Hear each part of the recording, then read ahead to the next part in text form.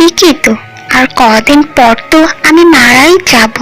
মানুষদের মতো সুন্দর তো আর হতে পারবো না।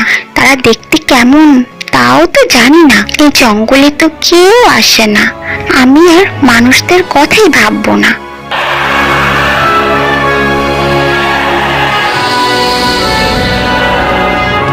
হাঁটতে হাঁটতে পা দুটো ব্যথা হয়ে গেল। যাই, ওই গাছটার নিচে গিয়ে একটু বসি।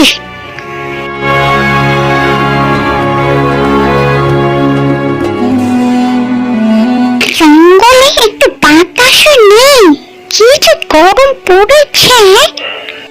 আহারে, এই বুড়ি মাটার বোধ হয় অনেক কষ্ট হচ্ছে। আমি একটু বাতাসের ব্যবস্থা করি, তবে যদি কষ্টটা একটু কমে।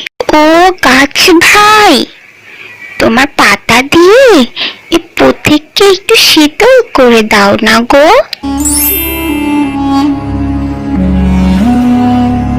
কখন যে ঘুমিয়ে পড়ছি বুঝতেই পারলাম না। জঙ্গলের কোনো বাতাসই তো ছিল না, হঠাৎ বাতাস কোথা থেকে এলো? তাও এই কাঁঠাল গাছটায়। কোনো গাছে তো বাতাস নিচ্ছে না। শোনো, এই কাঁঠাল গাছটি ছাড়া তোমার ঘুম ভাঙলো তবে? আমার কথায় গাছ ভাই পাতা নাড়িয়ে তোমার কষ্টটা কমালো যে।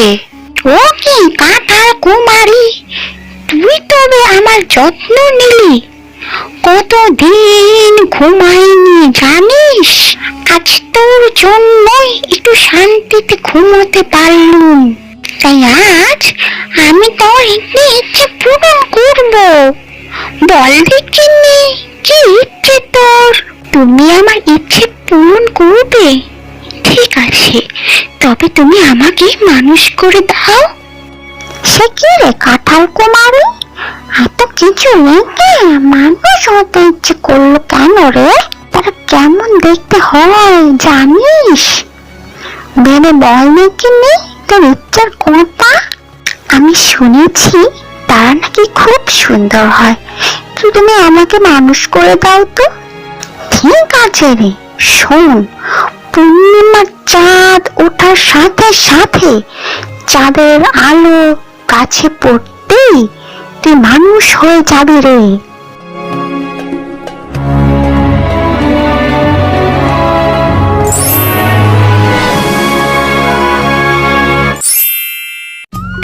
আমি বোধহয় মানুষ হয়ে গেছি। আমার কি যে আনন্দ হচ্ছে। যাই, মানুষদের লোকালয়ে যাই।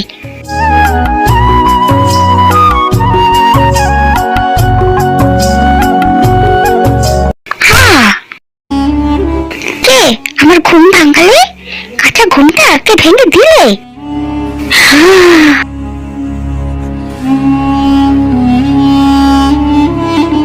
কে তুমি?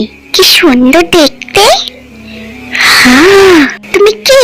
এই জঙ্গলে তো আগে কখনো দেখিনি তোমায়। আমি হলাম মানুষ, নাম আমার কাঁঠাল কুমারী। মানুষ? ওরে বাবা!